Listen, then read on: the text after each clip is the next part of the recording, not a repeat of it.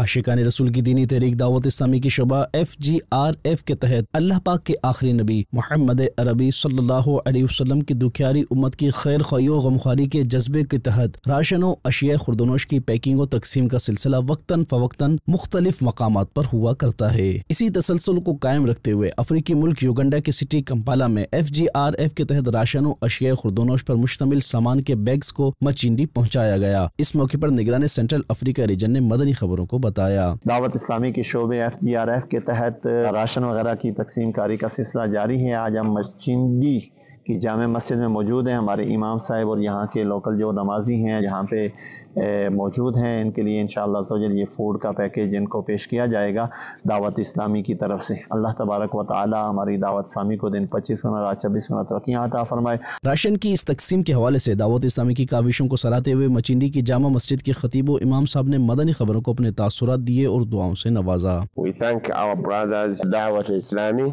for the contribution they have made, especially in this holy month of Ramadan. نشكر الله تعالى على ما قدموا في هذه المسجد ونشكرهم على مساعدتهم للفقراء الذين لا يستطيعون أن يقوموا بأنفسهم خاصة في هذه الشهر الكريم.